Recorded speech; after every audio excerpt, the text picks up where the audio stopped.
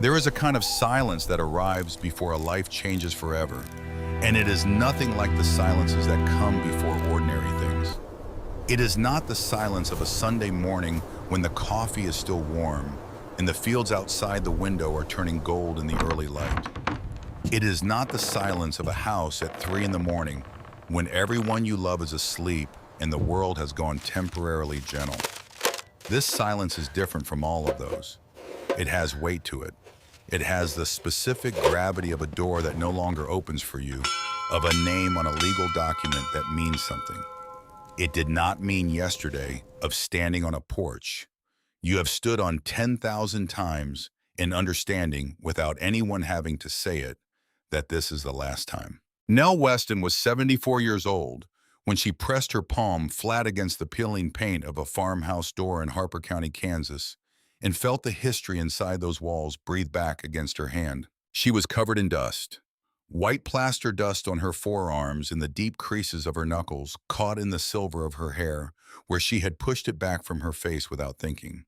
Her boots were caked with Kansas dirt, the red-brown kind that stains leather for good and never fully washes out the kind of dirt that has been accumulating since before there was anyone around to notice it. And in her right hand, turning slowly between her fingers, was a small brass object worn smooth on one side from a century and more of handling. A pocket watch, the size of a silver dollar, the thickness of 2 stacked coins, brass that had gone past gold into something darker and more honest. On the back, scratched in the rough, uneven letters of a man who was not accustomed to writing small, who had spent his life writing in sweat and muscle on the surface of the land rather than on paper. EW 1889. Ezra Weston, her great-great-grandfather, a man who had died before her father was born, a man she had never met, never heard speak, never seen move through a room. And yet she knew his hands as well as she knew anyone's, because the watch had passed through every set of hands between his and hers. And somewhere in that long transmission, the feeling of the man had come through too. She stood in the doorway of the house he had built and held the watch and let the dust settle around her and watched the afternoon light come through the broken windows of the farmhouse in long, unsteady shafts that moved across the floor as the clouds shifted outside. She had bought this place 3 weeks earlier for $1. A single dollar bill smoothed flat on a county clerk's counter in Anthony, Kansas, while a woman named Vera McLean looked at her from across the counter with an expression that was professional and contained in something else underneath something she had not yet named. $1 for a farmhouse built in 1889 that had not been lived in since 1957. $1 for 240 acres of flat Harper County land under a sky so wide it made the earth seem like an afterthought. $1 for porch boards gone soft with rot, and a chimney that had lost a third of its mortar, and a storm cellar door so swollen with decades of rain that it took 2 people pulling hard together to get it open. $1 for the land that Ezra Weston had broken with his own hands and called his. The land his family had lost. The land that had been waiting. People said the building was not worth $1. They were right about the building. They were not right about everything else. But to understand what was inside that house, what was inside those walls, what was waiting in the dark behind the plaster and the lath, and the old newspaper packed tight between the studs, you need to go back to the beginning. You need to go back to a man standing on a piece of Kansas prairie in the spring of 1889, with $30 in his pocket and no family and a specific stubbornness about the future. You need to go back to Ezra. The Kansas plains in 1889 were not beautiful in the way of things that try to be beautiful. They were beautiful the way a hard truth is beautiful, the way a statement of fact can be beautiful when the fact is large enough and clear enough and true without qualification. Flat and enormous and honest, the land went on in every direction, farther than a man could walk in a day, and farther still beyond that. And the sky above it was the main event, not just the ceiling of the world, but the world itself, blue and vast, and completely without apology. Some people looked at it and felt swallowed. The people who stayed were the ones who looked at it and felt free. Ezra Weston was 25 years old when he filed his homestead claim in Harper County On a Tuesday in April of 1889, 4 days after the starting gun of the land rush opened 160 acres of federal territory to any man willing to live on it and work it for 5 years. He had come from eastern Ohio with $30 a mule named George that he had bought off a farmer outside Columbus for 12 of those dollars a hand-forged plow, and the knowledge that there was nothing left in Ohio that needed him specifically. His father had died the previous November of pneumonia quietly in the same house where he had been born, as if the house had always known it would be the last thing he saw. His mother had gone to live with her sister in Pennsylvania and would live there contentedly for another 20 years, tending a garden and writing occasional letters that Ezra answered when he could. Ohio did not need Ezra Weston. Kansas would take him if he was willing to meet it on its own terms. He built a soddy first the way most homesteaders did, cutting blocks of prairie sod with a long flat spade and stacking them into walls 2 feet thick. The sod blocks held the cold out in winter and the heat out in summer better than most materials available to a man with $30 and no lumber nearby. They smelled like earth because they were earth, the roots still alive in the blocks when he stacked them, still trying to grow sideways into the wall cavity, still doing what grassroots do because no one had told them to stop. On warm spring mornings after a rain, the walls of the soddy smelled like something green and persistent, which was a smell Ezra came to associate with the possibility of things. He dug a well by hand, 12 feet through clay and limestone down through layers of the earth that told the story of how old everything was, if you knew how to read the layers, until he hit water cold and clear and tasting of minerals from a long way underground. He built fences. He planted winter wheat. He learned the particular rhythms of Harper County weather, which were not the rhythms of eastern Ohio, and required relearning the way all new things require relearning through failure first, and then adjustment, and then the slow accumulation of knowledge that only comes from being in a place long enough for the place to teach you. He failed his first year. A drought that started in June and did not break until October turned the wheat thin and pale before it could fill out, and he harvested a third of what he had planted and called it a lesson. He borrowed money from a banker in Anthony, a careful man named Aldrich, who had seen enough homesteaders fail and enough succeed that he no longer predicted outcomes, and Ezra planted again in the fall. The second year was better. The third year, the wheat came in full and heavy, and he repaid the banker and had enough left to think about lumber. He built the house in the summer of 1892. He used cottonwood from the stands along Crooked Creek, cutting the trees himself and hauling the logs to the home site with George the mule, who had proved himself more useful than his purchase price suggested. The logs were shaped with a broad axe into something approaching square, the work slow and hot through that Kansas summer, the chips of pale cottonwood wood accumulating around the building site like snow that had come to the wrong season. The house was never going to be anything that anyone would call fine. The logs were not perfectly straight, and the chinking between them was rough, and there were places where the fit was approximate rather than exact. But it was solid with the solidity that comes not from perfect materials, but from careful placement, from a man who understood that the building had to outlast him because there would be no rebuilding it. He married Clara Dowd in the spring of 1893. She had come west from Indiana with her family the previous year, and she was 20 years old and had direct opinions about most things and no patience for people who stated those opinions vaguely when they could be stated plainly. She looked at the house Ezra had built and said it was not level on the east side and asked if he intended to fix that. He said he did.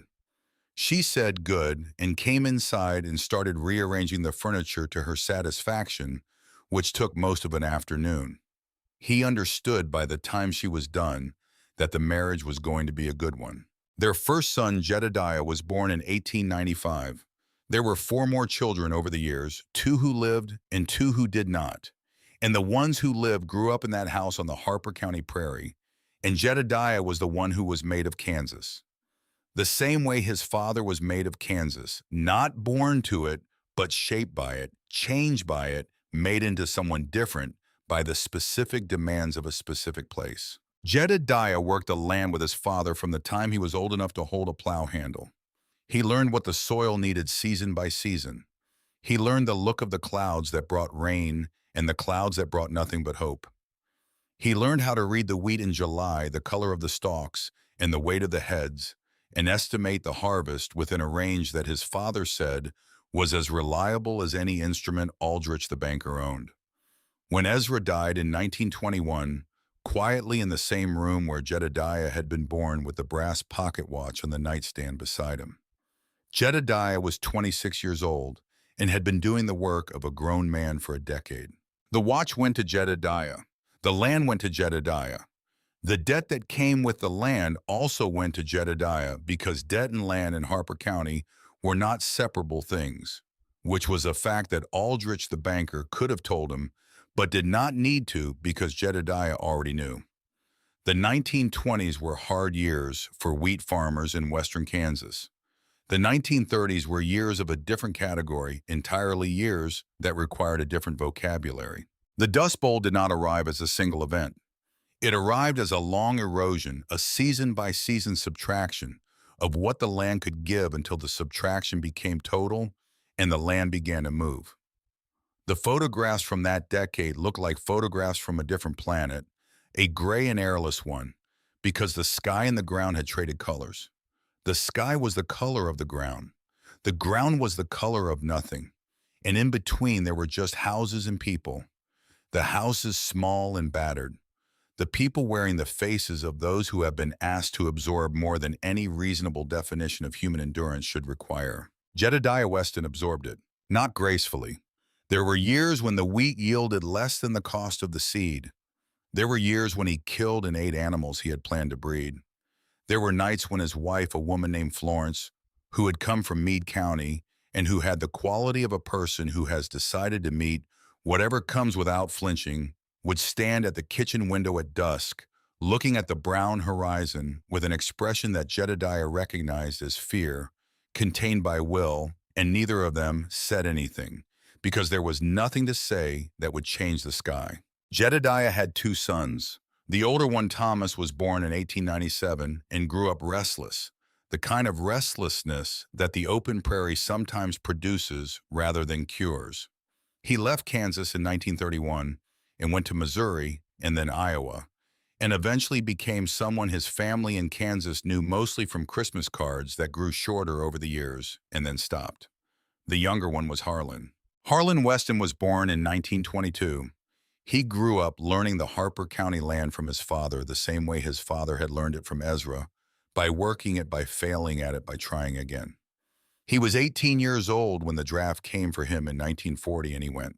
The morning Harlan shipped out, Jedediah walked with him to the truck that would take him to the bus station in Anthony.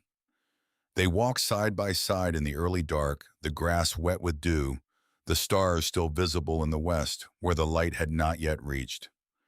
At the truck, Jedediah reached into his coat pocket and took out the pocket watch. He held it out. He said, "This belonged to your grandfather. He built things that lasted. You come back and build something too." He was not yet 50 years old, and he did not know if he would still be working the Harper County land when Harlan came back, if Harlan came back, but he held out the watch because it was the truest thing he had to give, and the watch needed to go with someone who still had the future in front of them. Harlan took it. He put it in his breast pocket over his heart where it stayed for the next 5 years. He served in the Pacific. He was at Guadalcanal and Saipan, and the island fighting that most people back in Kansas knew about only from newspaper reports that arrived days late and described events in the language of official communiques, which was a language designed to convey information without conveying experience.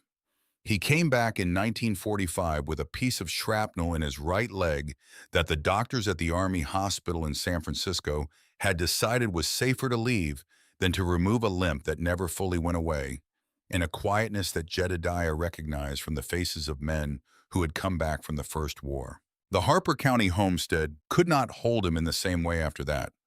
He had seen too much of the world that was not Kansas to come back to Kansas and simply continue as if the intervening years had not happened. He had also seen enough of the world to know that there was no place in it better than a working farm, which seemed like a paradox until you understood that what he was looking for was not new experience, but earned ground land that he had made something of himself rather than inherited from the making of others. He bought a farm in Pratt County in 1948, further east, with a Veterans Administration loan, in the particular trust that one man who has served extends to another. He planted wheat and kept cattle and built a small herd over a decade until the Pratt County farm was producing well enough to sustain a family. He married Ruth Ann Pierce in 1950. They had Harold born in 1948 before the marriage and acknowledged completely after, and two daughters who came later and who grew up and moved to adjacent counties and came back for holidays and called on Sundays. The pocket watch passed from Harlan to Harold when Harlan's hands grew too unsteady to wind it reliably. Harold Weston was quiet in the way that certain men are quiet, not empty, not absent, but fully present in a manner that did not require noise to confirm itself. He moved through rooms with an economy of motion that suggested a man who had thought about the relationship between space and effort and had reached conclusions. He fixed things that broke on the farm without being asked and without making a point of having done it. He had opinions about nearly everything and expressed them so rarely and with such care for the right moment that when he did speak, people listened not because he was loud, but because the words had been chosen. He met Nell Dunbar at a church social in the summer of 1973. She was 21 years old and had grown up in Stafford County and had the kind of directness that comes from growing up on a farm where things either work or they don't, and the difference matters. Harold watched her from across the fellowship hall for most of an hour before he went over and introduced himself, which Nell later said she had noticed and had been curious whether he would actually come over or just keep watching. He said he had been deciding what to say. She said he didn't need to have decided for that long. He said he knew that now. They were married on a Saturday in May of 1974. Harold was 26 and Nell was 22, and the morning was warm and the church was full of people from both their families and from the surrounding farms and from the congregation that had been meeting in that building since before either of them was born. Before the ceremony in the small room behind the sanctuary where Harold was waiting, he reached into the pocket of his good suit and held out his hand. The pocket watch lay on his palm. He said, "This belonged to my great-grandfather. He built things that lasted. I intend to do the same." It was the most Harold had ever said at once in the year Nell had known him. She understood it was not a small offering. She held the watch for a moment, turning it over, reading the letters on the back.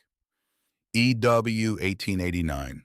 A man she had never met and would never meet, who had broken prairie with his hands and planted wheat in ground that might not give it back and built a house from cottonwood logs on the bare Kansas plain with nothing to guide him but stubbornness and geometry. She handed the watch back to Harold and said, "You keep it. You have steadier hands than I do." Harold put it back in his pocket. He kept it there in whatever pocket was nearest for the next 49 years.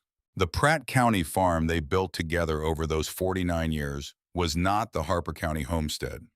It was Harlan's farm, 160 acres, in a county that was easier and closer to the city, and what they made of it was their own making. Not a continuation of Ezra's story, but a parallel to it. They planted wheat and kept a garden along the south fence line and had chickens, and at various points a milk cow and a dog that lived to 15 and was mourned more than either of them would openly admit.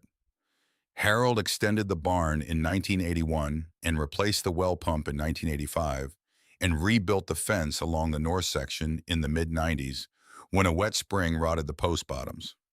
Nell kept the accounts and managed the government programs and negotiated the lease arrangement with the neighbor who farmed their south section when they were no longer doing it themselves. They had two children.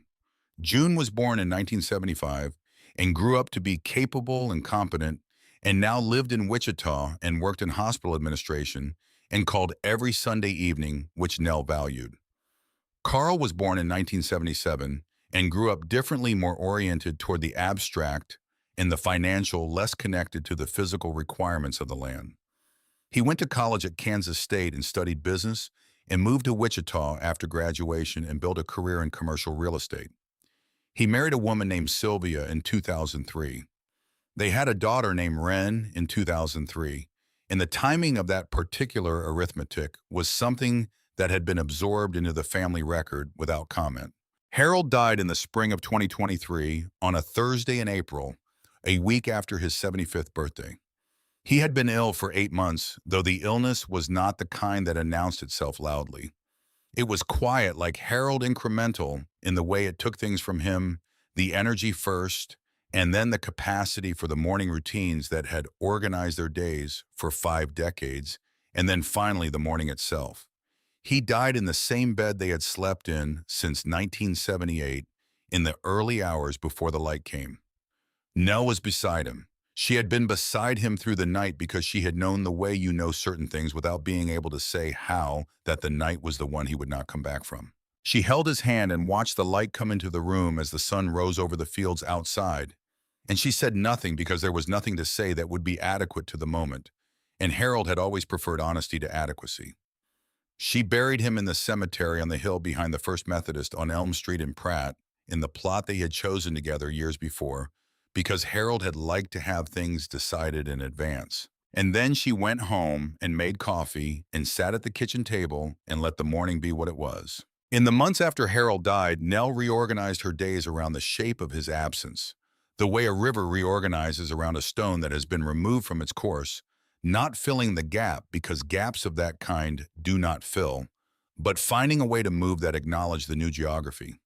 She got up at 5:30 because she had always gotten up at 5:30, and there was no reason to change a habit that the body had accepted as its nature. She made 8 cups of coffee in the same percolator they had used since 1981 and poured 2 cups and set them both on the kitchen table, her cup on the left side and Harold's on the right, because the table was the same table and the 2 cups were the right number of cups, and she was not ready to renegotiate any of that. She fed the chickens at 6. She ran the truck twice a week.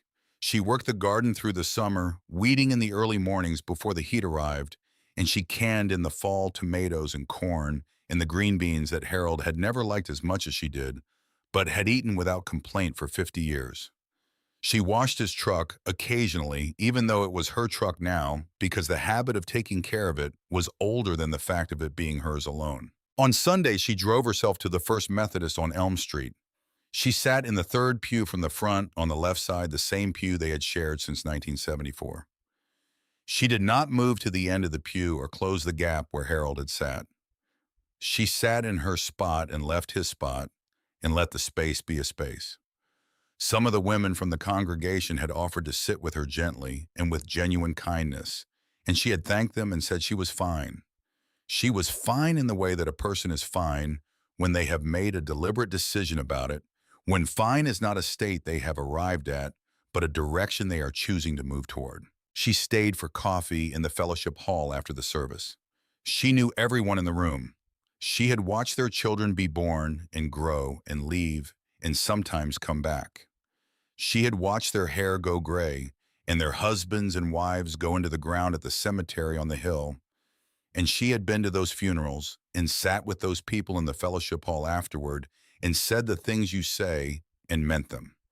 The community of a small Kansas church is a web built over decades, and it holds what it holds with a strength that comes not from any single thread, but from the accumulation of all of them.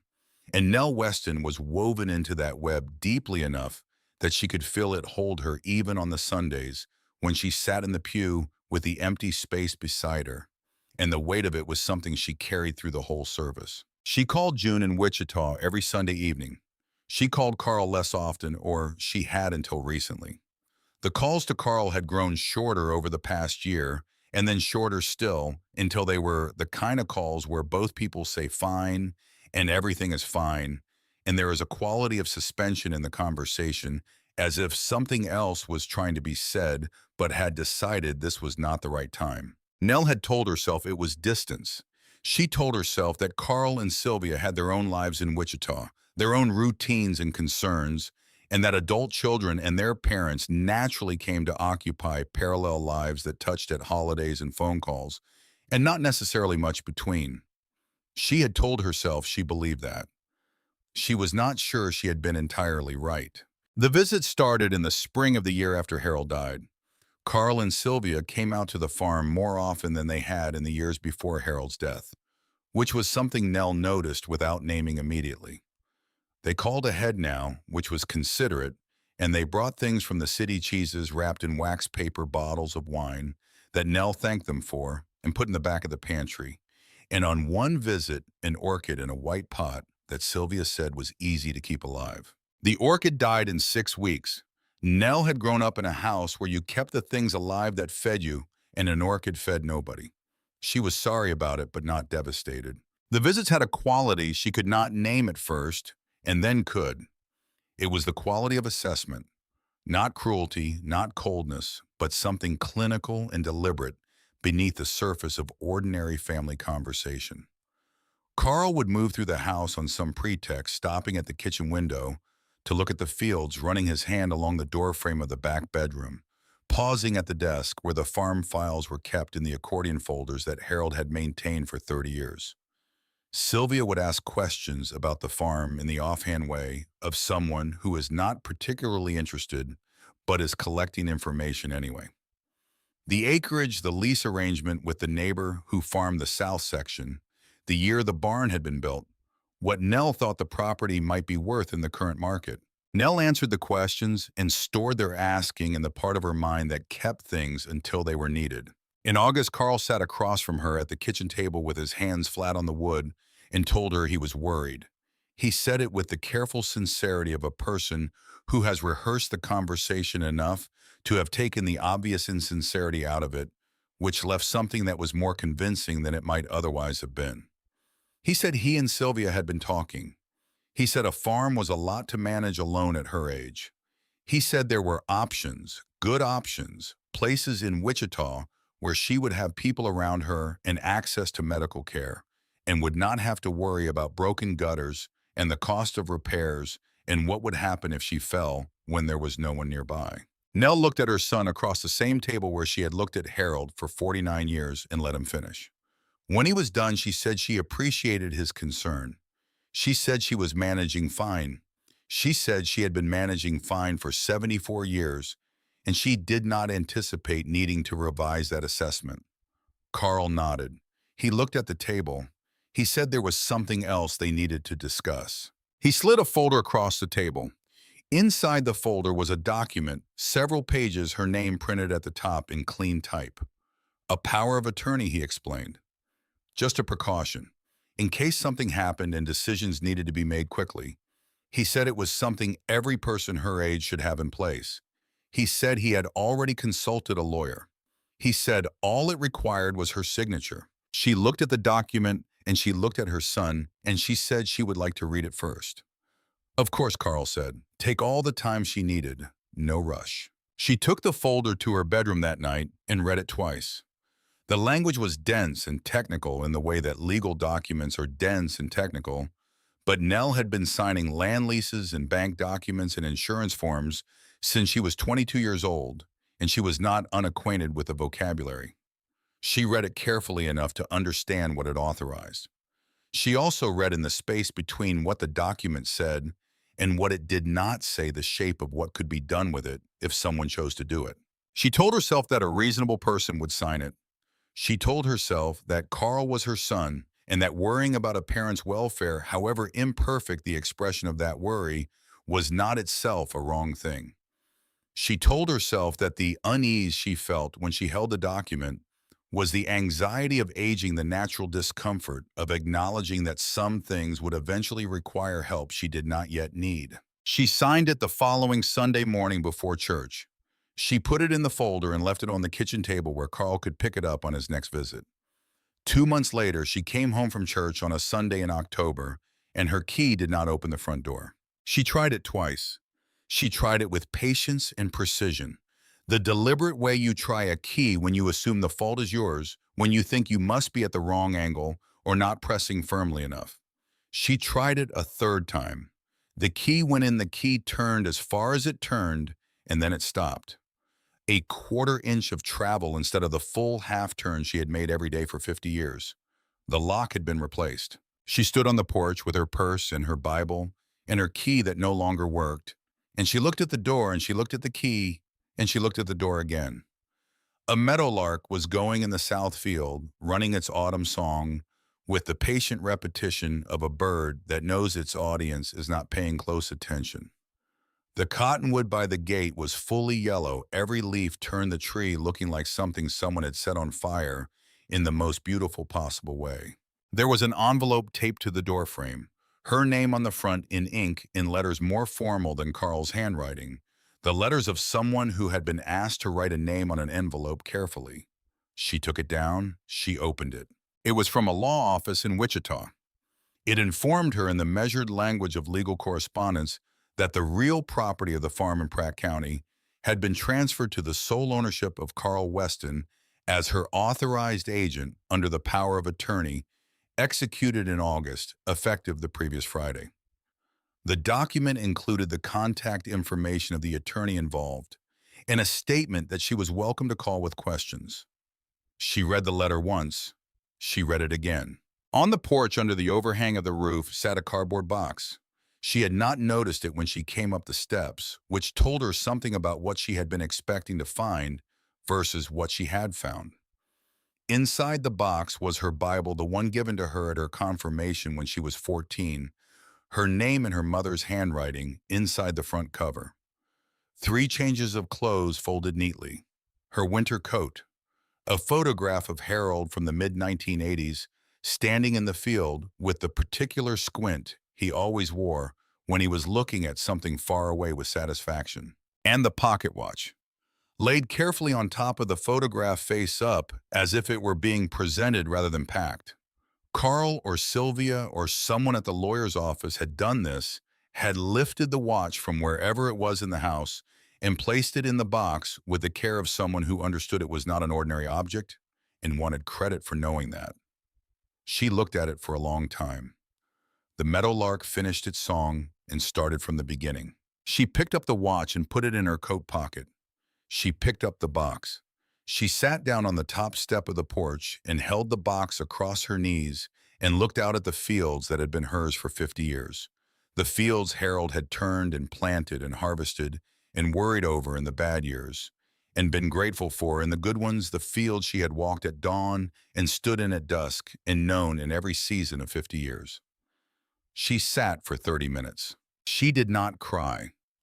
She had understood for some time in the oldest and most honest room of herself that something like this was possible. She had not seen the specific shape of it, the key that stopped a quarter-inch short, and the letter from a law office, and the cardboard box with the watch laid on top.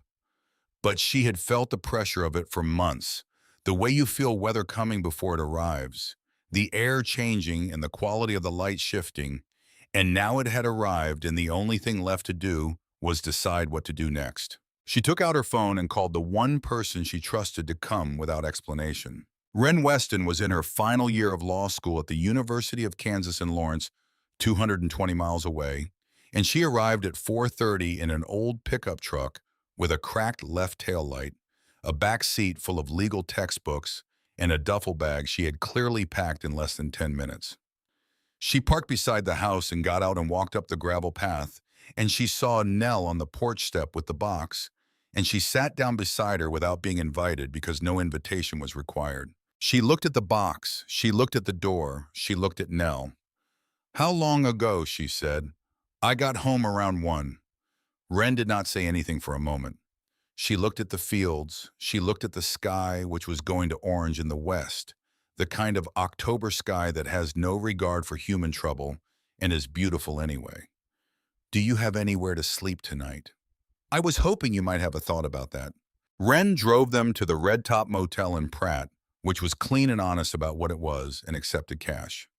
She paid for 2 nights, carried Nell's box inside, and went down the hall to the vending machine, and came back with crackers and a candy bar and 2 bottles of water, which was not dinner, but was something to have in your hands. They sat at the table by the window while the October dark settled over Pratt, Kansas, and Wren opened a legal textbook and set it on the table between them and said, "Tell me exactly what you signed." Nell told her. She told it the way she would have told any serious listener who needed to understand a problem fully before addressing it in sequence, without softening the parts that did not reflect well on her own judgment. The folder on the table in August. The language she had read twice and told herself was reasonable. The signature, the Sunday it had been used. Wren listened without moving. She had the quality of certain people rare in the young of being genuinely still when someone else is speaking, not waiting for a pause to respond, but absorbing the whole of what was being said.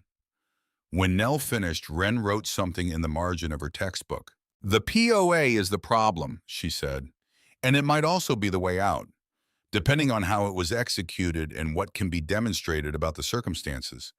These instruments can be challenged when there's evidence of improper influence or procedural failure." She wrote something else. "I need to see a copy of the document. Carl filed it with the county. It's in the public record. I can get it tomorrow morning." He has the original. "He'll have filed a copy with Pratt County when he used it to convey the property.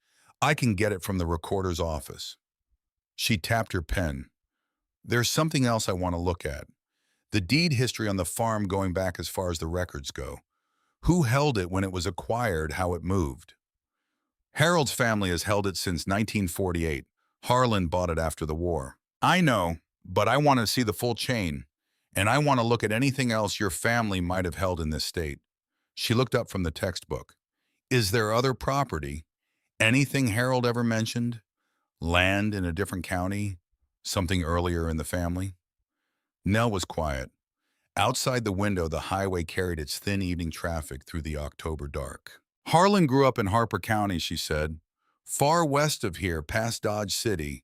His grandfather was Ezra Weston. He homesteaded out there in the land rush days, 1889. His father, Jedediah, farmed it after him." She paused. "They lost that land before Harold and I were married. Tax trouble, Harold said once. He didn't say much more than that. He said it was gone." Wren had written something. She tapped the pen again. "Harper County," she said. "It was a long time ago." 1957, Harold thought. "Do you know anything about the legal description, the section and township?" "Nothing. Harold mentioned it twice in all our years together. He seemed to think there was no point in dwelling on what was already gone." "He might have been right," Wren said, "or there might be something worth looking at." She closed the textbook. "I'll know more tomorrow." Nell looked at her granddaughter across the small table in the motel room in Pratt, Kansas, and she felt beneath the weight of what had happened that day, something that was not quite gratitude and not quite relief, but was in the neighborhood of both. This young woman who had driven 220 miles on 3 hours' notice and was now making margin notes in a legal textbook at 8 o'clock in the evening was Harold's granddaughter in ways that went beyond the obvious. She had Harold's jaw and Harold's directness and Harold's instinct for problems that could be solved by staying with them long enough. "You didn't have to come," Nell said. "Eat your crackers," Wren said, and went back to reading. Wren came back to the motel room the next day at noon, carrying a manila folder printed thick with county records, and she had the look of a person who has been following a thread and has arrived somewhere she did not entirely expect. She spread the documents on the table. Property records, tax records, the deed history of the Pratt County farm going back to Harlan's purchase in 1948, and at the back of the folder, a separate section, older documents.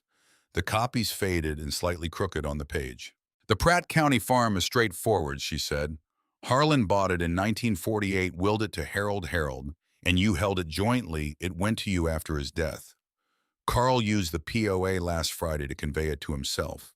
The conveyance is recorded." She set that section of the folder aside.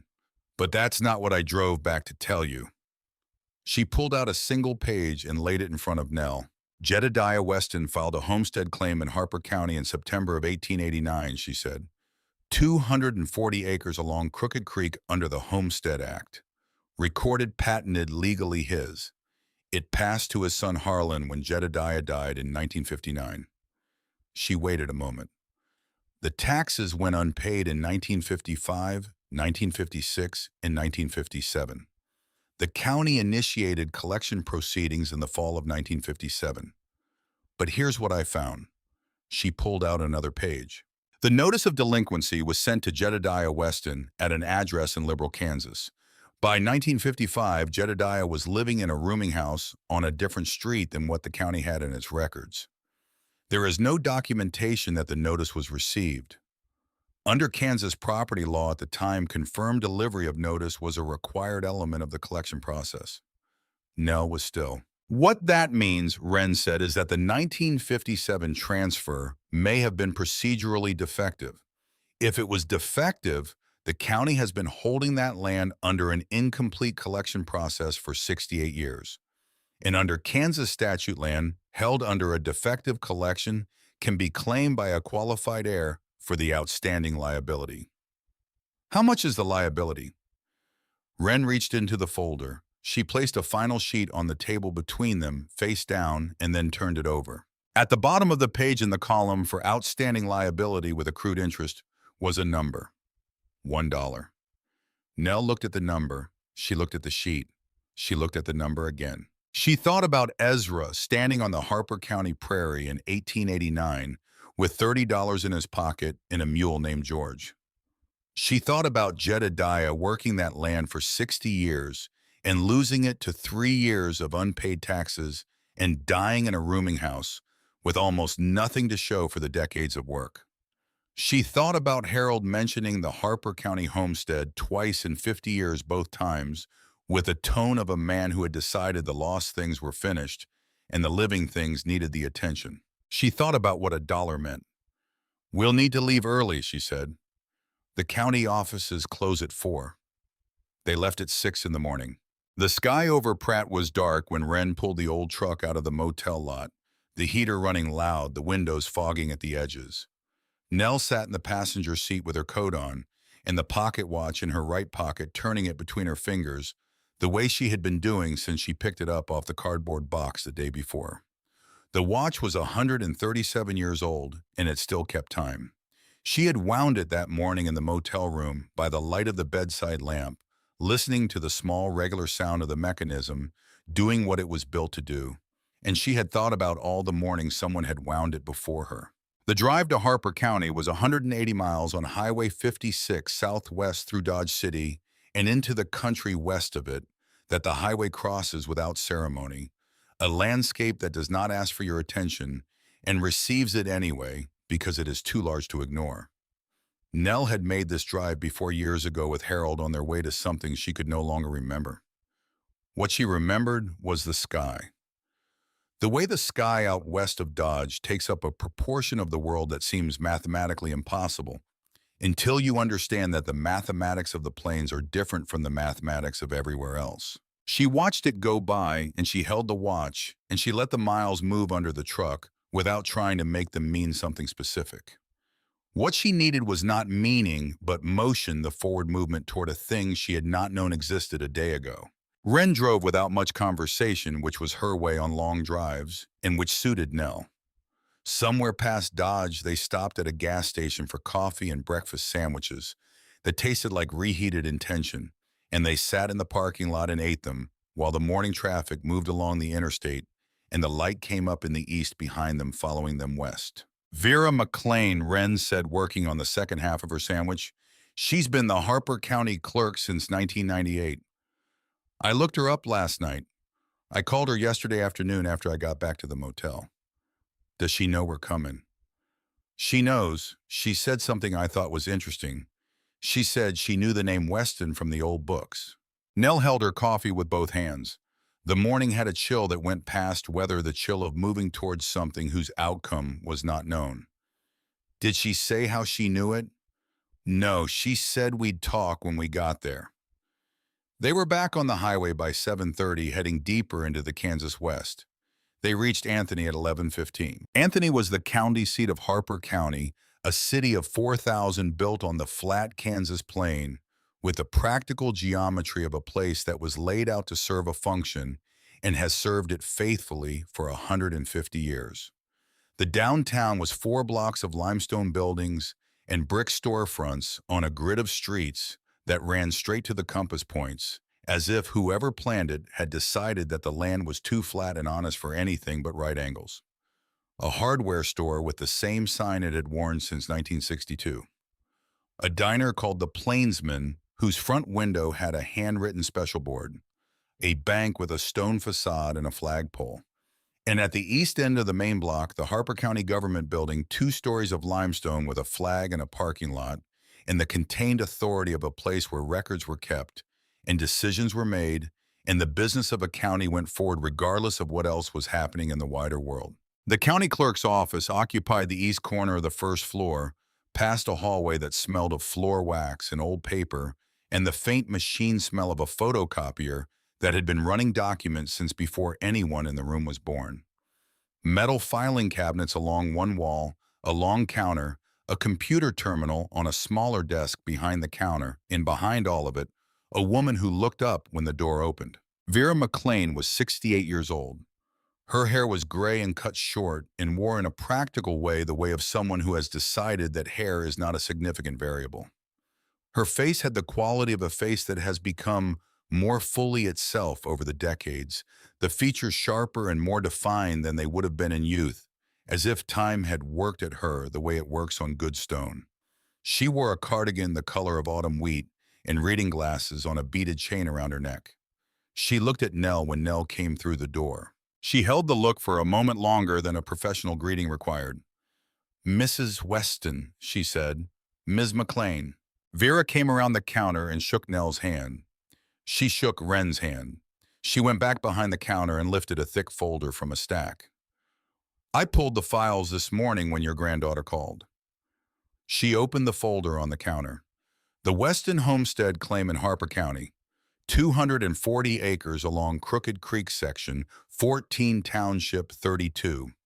Filed September 1889 by Ezra Weston under the Homestead Act. She spread the documents so Nell could see. The oldest ones were photocopies of photocopies, the text faded with successive generations of reproduction, but legible. The original claim document was in the hand of a courthouse recorder from 1889, each letter formed with the deliberate care of someone writing for permanence. Nell leaned over the counter and read her great-great-grandfather's name. Ezra Weston, set down by a stranger in a county office in 1889 and still there. "Your granddaughter identified the procedural issue in the 1957 collection," Vera said. "I've reviewed the documentation this morning. She's correct.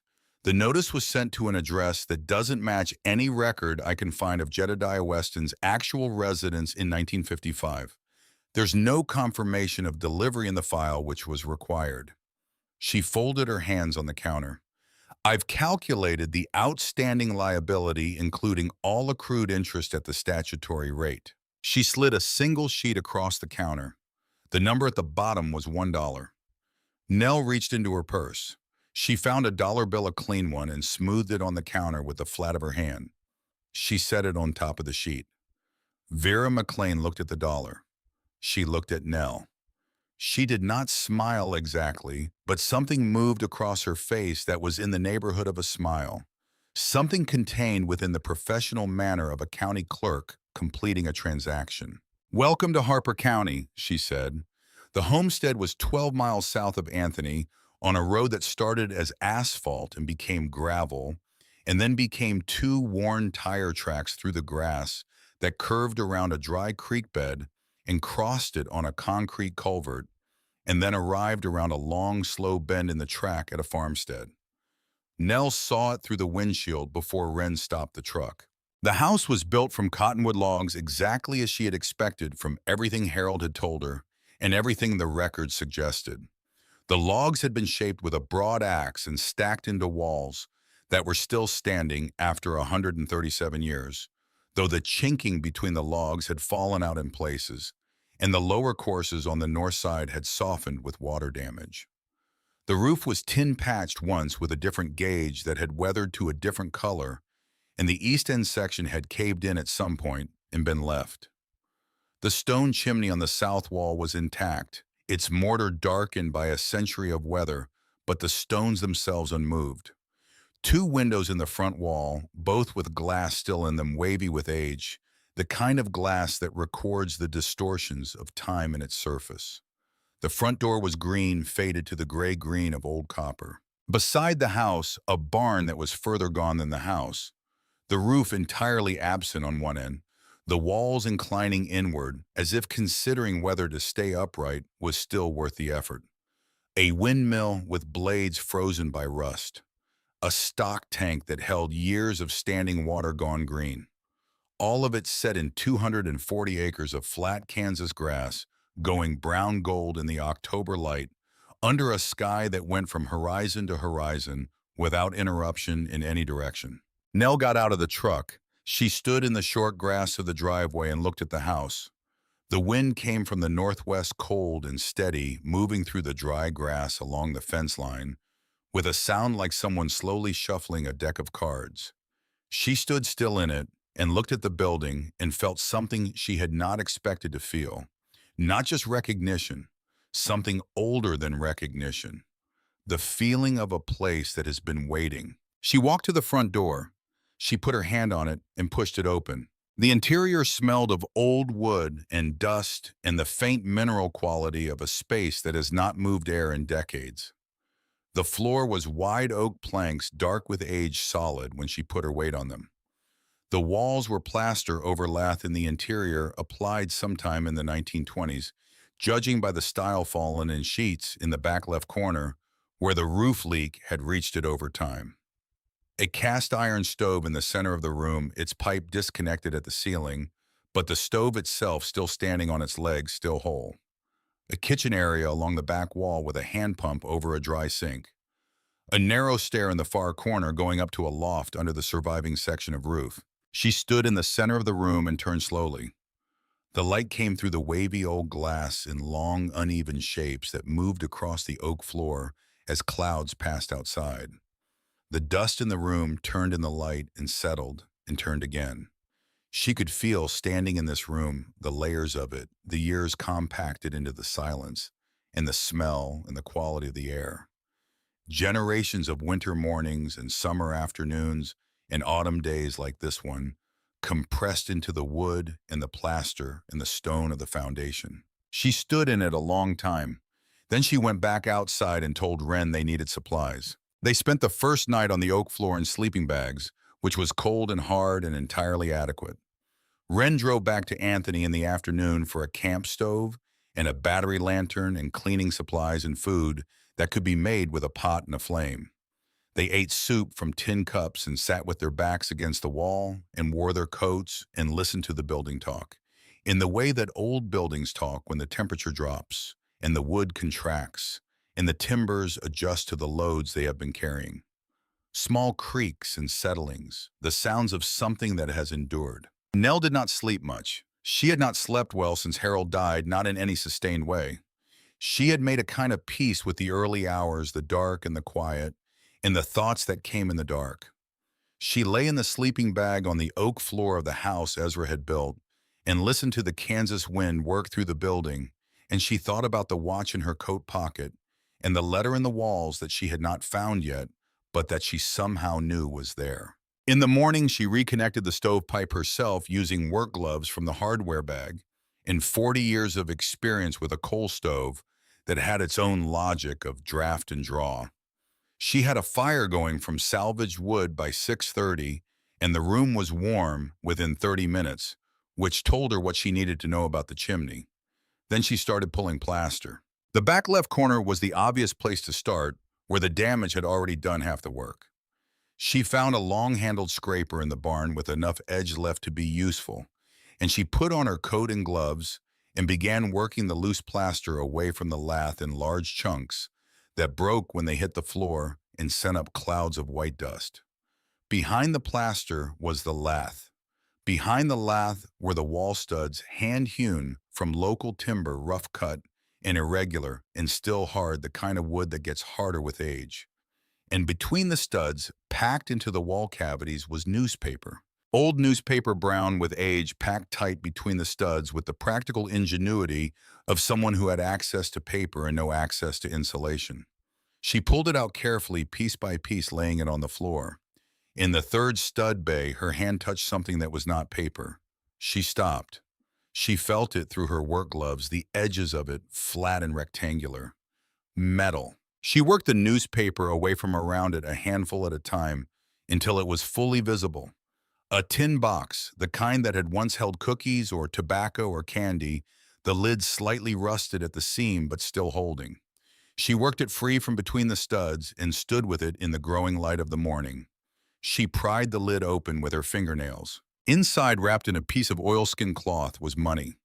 Old bills, tens and twenties, some of the paper gone soft with age at the folds held together with a piece of cotton string. She counted. $340. She looked at the tin. She looked at the wall. She went back to the wall and kept pulling. The next stud bay held another tin. $280 a mix of old bills, including silver certificates long out of circulation. The next bay held a mason jar sealed with wax coins and small bills, together the coins, silver, genuinely silver, heavier, and a different color than the coins that replaced them after 1964. She counted $410. She worked through the morning. By noon, she had found 14 containers in the back wall, and the east wall tins jars, a small wooden box, a canvas pouch. Each one packed into its stud bay with newspaper around it, hidden at different heights, placed with the systematic care of someone who had been adding to a collection over many years, building a hidden treasury inside the skin of the walls. Some held only coins, some held only bills, some held both. One held a drawstring pouch of silver dollars, each wrapped individually in tissue paper. The tissue crumbling now, but the coins solid and heavy. She arranged them on the cleanest section of floor and counted twice. $5,230. She sat down on the floor and looked at it. She looked at the open tins and jars and the newspaper scattered around them, and the white plaster dust covering everything, including herself, and she looked at the money, and she was very still for a long time. Ren came in from outside where she had been on a phone call, stopped in the doorway and looked at the floor with the expression of someone processing a thing that is larger than their immediate vocabulary. She came and sat beside Nell on the floor. "Ezra," she said, "or Jedediah, someone who had reasons not to trust banks." "After 1929, Ren said most of them did. They sat together in the silence of the room, the stove clicking with heat, the morning light moving across the oak floor. Then Nell found the letter. It was in the 14th container, the last one, a flat tin pushed so tightly into the corner stud bay that she had almost missed it. The newspaper packed around it was denser than the rest, more careful. She freed it slowly and brought it to the table and pried the lid and found inside, wrapped in oilskin, folded 4 times over itself, a single sheet of paper. She unfolded it with the care you give to something that is old and irreplaceable, working each fold open without forcing it. The handwriting was large and deliberate, each letter formed with concentration, the handwriting of a man who wrote rarely and thought about each word. "To whoever finds this, my name is Ezra Weston. I built this house in 1892 with timber from the creek and stone from the field and the labor of my own hands and my wife Clara and no one else, because there was no one else. I have farmed this land for 30 years, and it has given me what I needed, if not always what I wanted, which is about what any man can fairly ask of land or of life. The money in these walls is what I saved from those 30 years. I did not trust the banks in this county. I have seen what banks do when the years turn hard, and I have seen men I knew lose everything to a system that kept the paperwork and discarded the people. The walls of this house are mine, and the land outside is mine, and nothing that is truly mine has ever been taken from me yet. If someone is reading this, I have been gone for some time. Whatever I left in these walls belongs to whoever has taken care of this house and this land, because a man who works a piece of ground long enough puts something of himself into it that does not leave when he does. I believe the land holds what is given to it. I believe it holds my name in its dust and will give it back when someone comes who belongs here. If you are that person, you are welcome to what I left. Build something that lasts." Ezra Weston. March 1921. Nell read it once. She read it again. She folded it along its original creases and held it in both hands and sat very still on the oak floor of the house her great-great-grandfather had built. And the stove ticked, and the light moved, and the wind outside went on, doing what the wind in Kansas always does, which is to say, it went on without pause or apology or any recognition of what was happening in the room below it. She was not, as she had said to Wren, a woman who cried easily. She had not cried when Harold died. She had sat beside him and held his hand while the light came into the room, and she had been grateful for every minute of it, and grief had come later in the ordinary days that followed, in the habit of the 2 coffee cups, in the empty pew, in the truck she washed on Saturday mornings, because Harold had always washed it on Saturday mornings. Grief in her experience came in the shape of absence from familiar things more often than it came in tears. She sat with Ezra's letter, and she felt something she had not felt since Harold died. Not happiness, not triumph, not the satisfaction of a problem solved. Something quieter and more fundamental. The feeling of being in the right place. The feeling which she had not had since the morning she woke up in the Pratt County farm, and it was hers, and Harold was asleep beside her, and the fields outside were turning gold of being exactly where she was supposed to be. She did not know how words spread in a town like Anthony or among the farmers of Harper County. She had told no one except Vera McLean, and Vera did not seem to be a woman who shared other people's business without permission.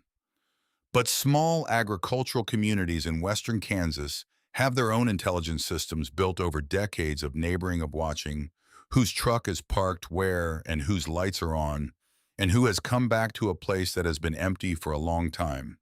And within 3 days of Nell and Wren's arrival, they had their first visitor.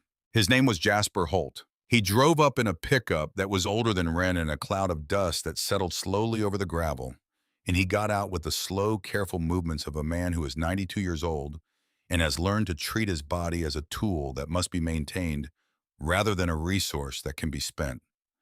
He had a face the color and texture of old barnwood, deeply lined in the way of men who have spent 7 decades in the Kansas sun and wind, with pale blue eyes that were completely clear, the kind of clarity that sometimes comes in very old people who have decided to stop pretending about things. He carried a cane that he seemed to use as much for the sake of having something to do with his hands as for balance, and he walked to the porch with the deliberateness of someone who has nowhere to be but intends to arrive under his own power.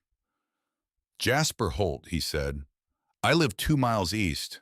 My family and the Westons farmed neighboring sections from 1901 until the Westons lost this place in 57. My father knew Jedediah Weston." Nell said, "Eleanor Weston." "Nell, my grandfather was Harold Weston. His father was Harlan." Jasper's pale eyes moved over her face with the slow deliberateness of someone who is taking inventory. "Harlan," he said. "I remember Harlan. He came back from the Pacific with a limp and a quietness that hadn't been there before. They almost all came back with something like that." He looked past her at the house. He looked at it the way you look at something you have thought about often when it was not in front of you. "I wondered if anybody would ever come back to this place," he said. "I didn't plan to," Nell said. "No," he said. "Most things that end up mattering don't get planned." He came inside. He sat in the one chair Nell and Wren had recovered from the barn, a straight-backed oak chair that was solid enough to trust, and he looked around the room in the same slow, inventorying way. He did not comment on the open tins and jars that Nell had left on the floor, though he looked at them. After a while he said, "The south wall, where the stone chimney meets the foundation, there's a place there." He looked at Nell. "Jedediah put something there. I saw him do it once when I was 8 or 9 years old, maybe 1942. He didn't know I was watching. He was careful about it. And when he looked up and saw me, he had the look of a man who expects you not to mention what you saw." Nell looked at the south wall. The chimney ran up the exterior, and the interior hearth was a large assembly of stone mortared into place. The mortar cracked in places by the thermal expansion of 100 winters, but the stones themselves immovable. "Thank you," she said. Jasper nodded once, the nod of a man who has said what he came to say and is satisfied. Eula Price came on the 4th day, a woman of 70 with a wide-open face and gray-streaked hair pinned at the back of her neck, and the kind of energy that diner owners develop over decades of managing a room full of people who need things. She came in a pickup of her own and brought a covered dish of chicken and dumplings that she set on the camp stove before she said anything else, because in her experience, food was always the right first move. She looked at what Nell had done to the back wall and said, "You're taking the plaster off yourself." "It was already coming off," Nell said. "I'm just agreeing with it." Eula laughed, the direct laugh of a woman who laughs at things that are genuinely funny and not at things that aren't. "There's a contractor in town, Dale Fincher. He does good work and he doesn't charge what he's worth, which around here is about the best character reference a man can have." Dale Fincher came on the fifth day walking through the house with the attention of a man who has looked at a lot of buildings in various states of distress and has developed an instinct for what is structural and what is surface. He ran his hand along the log walls, knocked on the floor. Planks stood under the caved section of roof and looked up at the Kansas sky through the gap. "The bones are good," he said.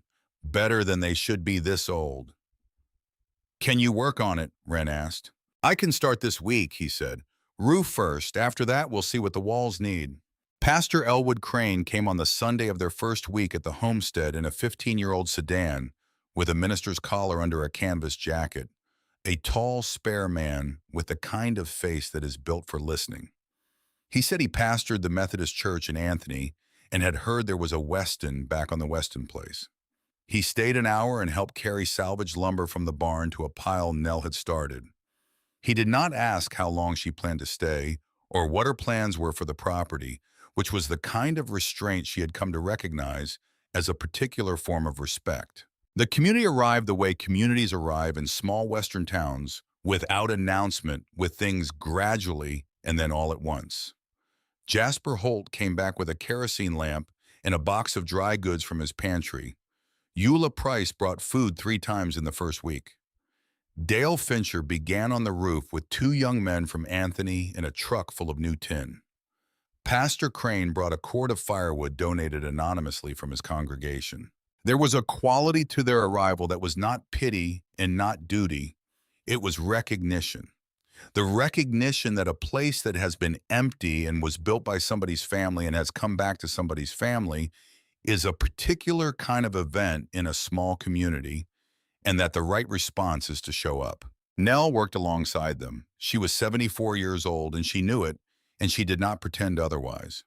But she had spent 50 years on a working farm, and her body remembered what it knew, and she mixed mortar and swept floors and listened when Dale told her she was doing something wrong, and made the correction without ceremony and did not make the same mistake twice. She thought about Ezra, who had built this house the same way, learning as he went, correcting as he went, building out of available materials and stubborn intention. It was on the 12th day that the car from Wichita came. A gray sedan, clean in the way of a leased car, came slowly up the gravel drive in the morning and parked. And a man got out in a coat that was good for a city, but not quite right for a Kansas November morning. And he stood beside his car and looked at the house with the appraising expression of a man who has arrived to do business and is recalibrating his expectations. He represented interests that had been looking at land in this part of Harper County. He said he was prepared to make a cash offer. $80,000. He said the number with the cadence of a person who expects it to land with impact. Nell looked at him from the porch. She was wearing work clothes with plaster dust on the sleeves, and she was holding the long-handled scraper from the barn, and she did not look impressed because she was not. "I'm not selling," she said. "Mrs. Weston, I want to make sure you understand. I understand the offer. I'm not selling." He studied her for a moment.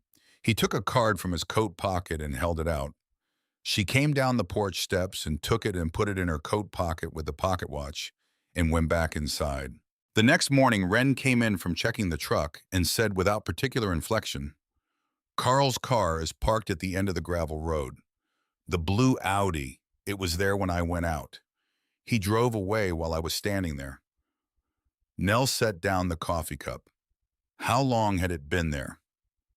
"I don't know. It was there when I went out. She was quiet for a moment. The fire in the stove was burning well.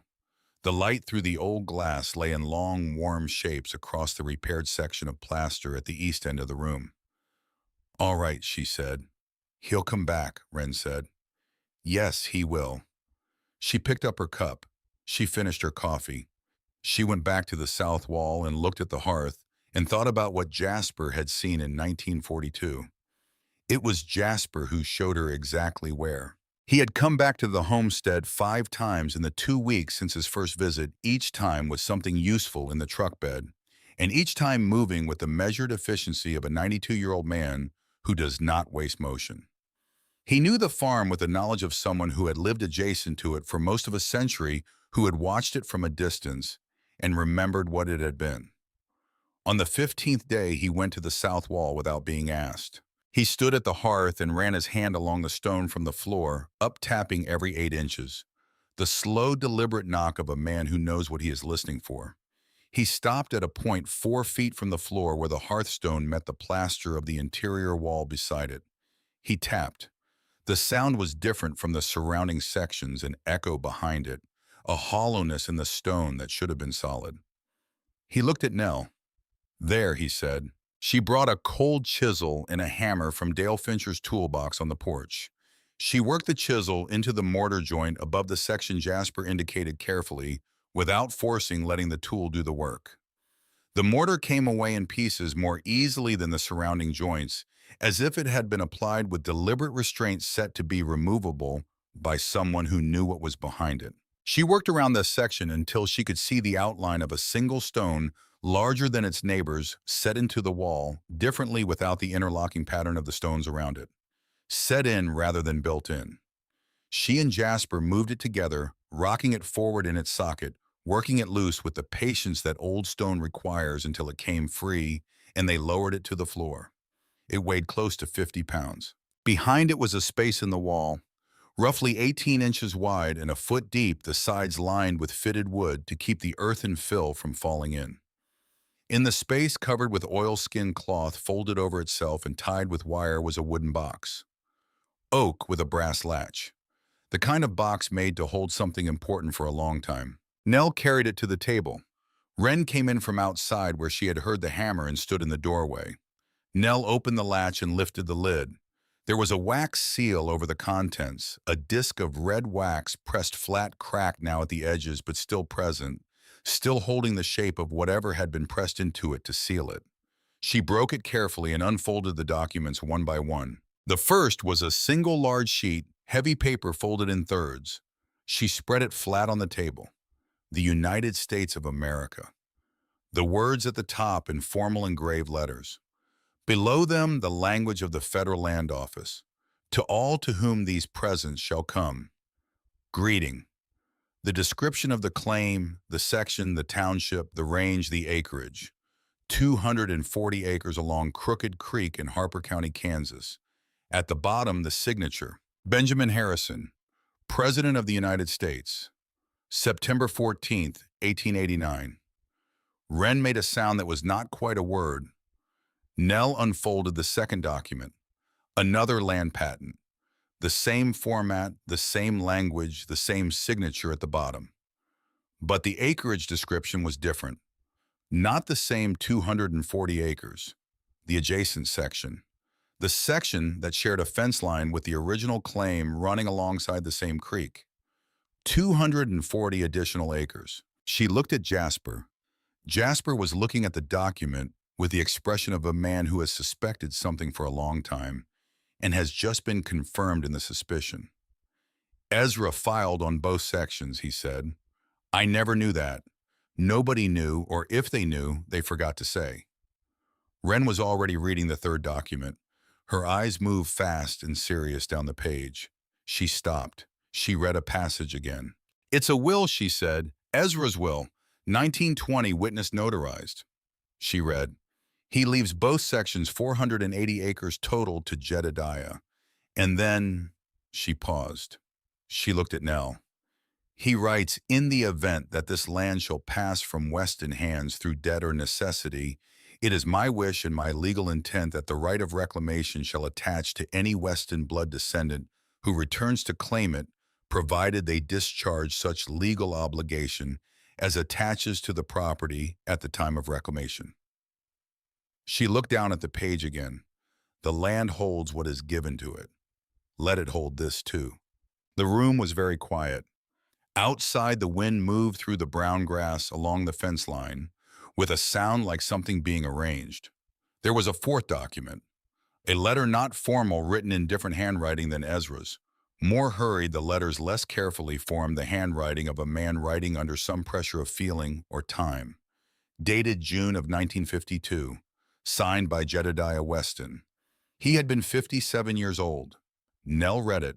He wrote, "I am putting this with my father's papers because it belongs with them. I am not a young man anymore, and I see what is happening with the taxes, and I know that I do not have the resources to prevent what is coming. This is not easy to write, but I have decided it is better to write it than to leave no record at all. I kept this land for more than 30 years after my father died. I worked it in years that were hard, and years that were harder still, and I tried to do it the way my father did it, which was to do the work honestly every day and trust that the land would give back what was given to it. That has not always been true. The land does not always give back. But I still believe my father was right that the land has memory. I am an old man, and I am leaving this land soon, not by choice, and I want someone to know that Jedediah Weston was here, and he tried, and the land was good, and he stayed as long as he could. If a Weston comes back to this place, they should know the land has been waiting. Do not let strangers tell you what is yours." Jedediah Weston, June 1952. Nell read the letter once. She read it again. She folded it on its creases and held it in both hands the way she had held Ezra's letter. And she sat very still in the room that Ezra had built while the stove ticked and the afternoon light moved across the oak floor, and Wren photographed the documents one by one with the systematic focus of a law student who understands exactly what she is looking at. Jasper sat in his chair and said nothing. It was the right thing. It was the next morning that Carl filed his challenge. The notice arrived at the Harper County Clerk's office, forwarded to Vera McLean, who called Wren at 7:15 with the information. Carl Weston, acting through a Wichita law firm, was contesting the validity of the $1 resolution on the grounds that the 1957 collection process had been properly completed and the county's subsequent holding was legitimate. He was contesting the claim of any reclamation right under the Kansas property statute. Wren was on her phone for 40 minutes after the call, pacing the oak floor in her wool socks while Nell made coffee on the camp stove. When she got off, she sat at the table and spread her notes. "His argument about the 1957 collection is weak," she said. "The procedural defect is documented, but weak arguments can still make things slow and expensive is sometimes indistinguishable from winning if one side has more resources than the other." She looked at her notes. "We have a hearing in 30 days. Vera is willing to testify. I've already called a property law professor at KU who I know, and she's recommended a lawyer in Anthony named Susan Garvey who handles exactly this kind of case." She looked up. "We have Ezra's will. We have Jedediah's letter. We have the land patents. Our argument is strong." Nell poured 2 cups of coffee and set one in front of Wren. "Do what needs to be done," she said. Wren wrapped her hands around the cup. "We're going to be okay," she said. Nell looked at her. "Drink your coffee. Dale's coming at 8. The answer to the largest question came at 2 in the morning on the third night after Carl's challenge was filed. Wren had been working at the folding table with her laptop and the business card the developer had left, in the kind of focused quietness that is not peaceful but purposeful. She had the card. The card had a company name. The company had a public record, because everything in the commercial world leaves a record if you know what databases to search and are willing to follow the thread wherever it goes. The company was registered in Delaware and operated from Wichita. Its stated purpose was land acquisition and mineral rights brokerage, not construction, not farming, Not any activity that would justify offering $80,000 for 240 acres of Harper County grassland worth a tenth of that. Mineral rights brokerage. She went from there to the Kansas Corporation Commission's public database of drilling permits and survey filings. She searched by the company name, found nothing.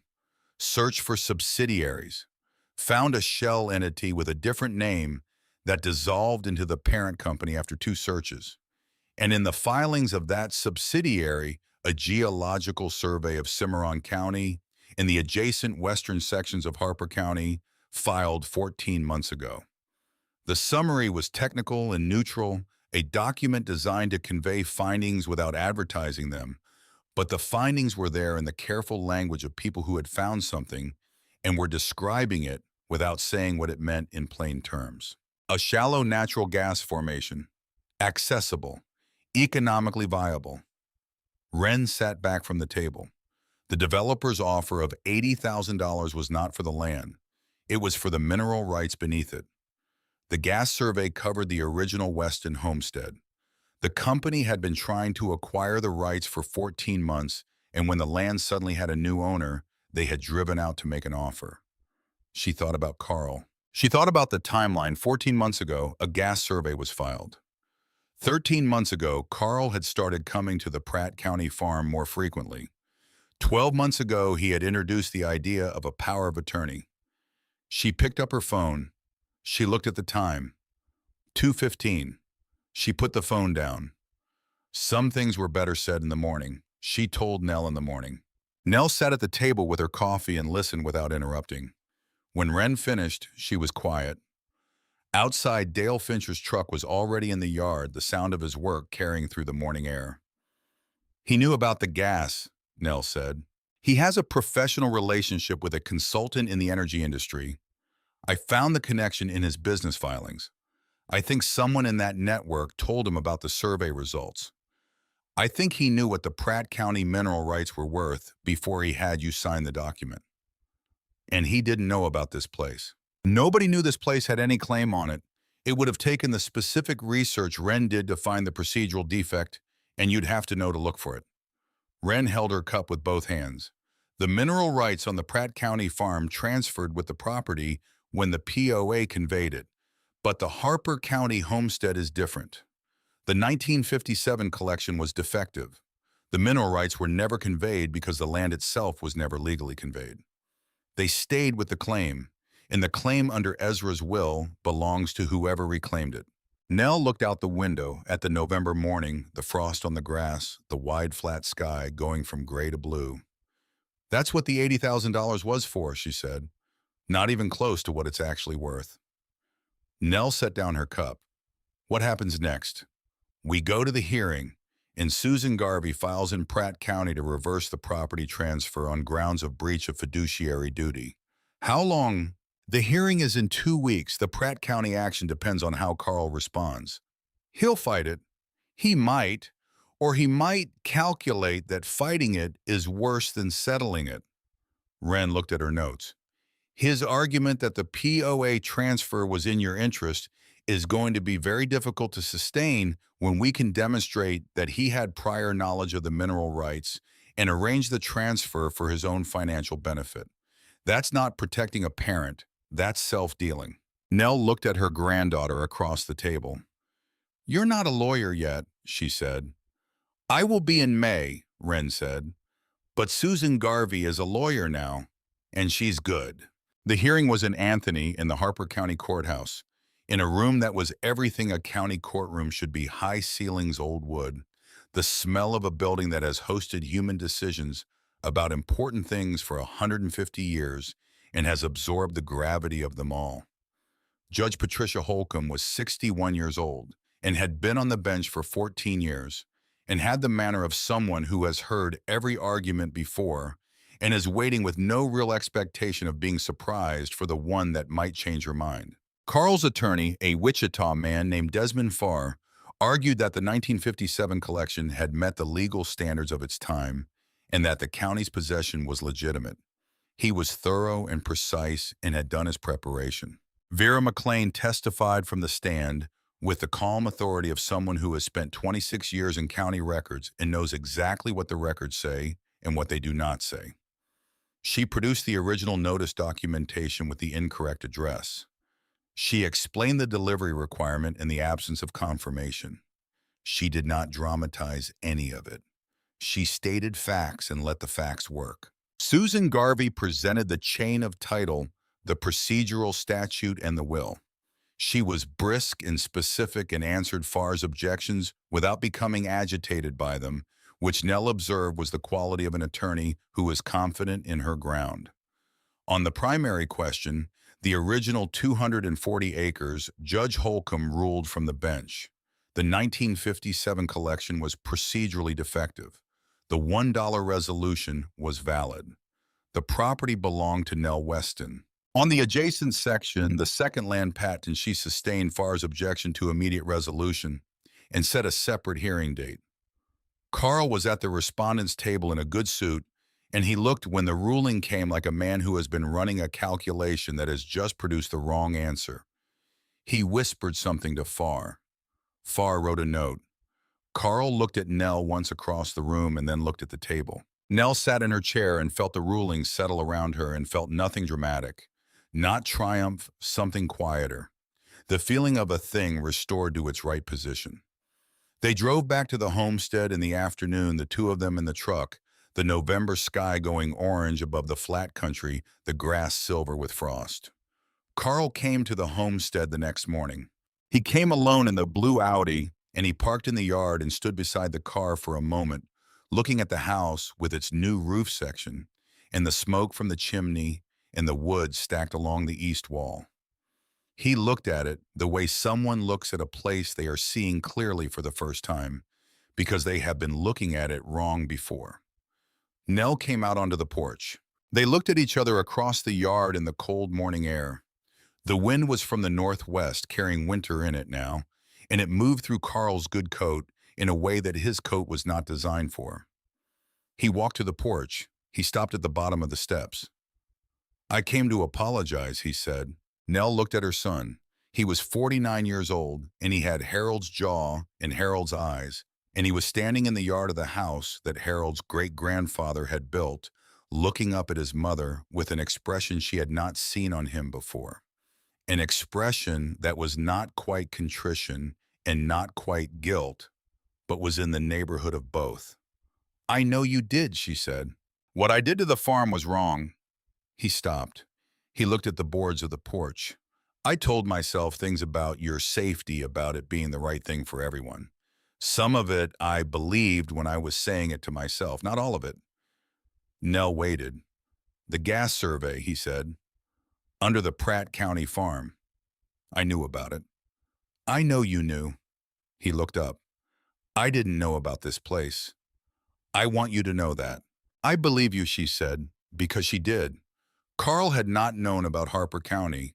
What he had done was wrong and deliberate, and it had been done with calculation, but the calculation had been limited to what he knew, and he had not known about Ezra. She stood on the porch of the house that Ezra had built and looked at her son, and she felt the weight of everything between them. Not just the week since the lock was changed, but the long accumulation of all the years before it. All the small driftings and the unclosed distances and the things that had never been said, because the time had never seemed exactly right, which is how the unsaid things accumulate until they become the main thing. She said, "Carl." He looked at her. "I forgave you the morning I sat on that porch in Pratt with my Bible and your grandfather's watch. I made the decision to forgive you before I called Wren because it was the right thing to do and because your father would have wanted it. That hasn't changed." He was listening. "But forgiveness is not the same as trust, and it is not the same as the absence of consequences. What you did has legal consequences that Susan Garvey and the Pratt County Court will work through in their own time. I'm not going to interfere with that process. I'm not going to ask you to expect that I will." Carl looked at the house behind her. He looked at the roof Dale Fincher had completed, and the repaired chimney mortar and the wood stacked along the east wall and the smoke from the chimney indicating the stove was going. "I didn't know what this was," he said. "It was not quite an apology. It was something that might grow into one given time.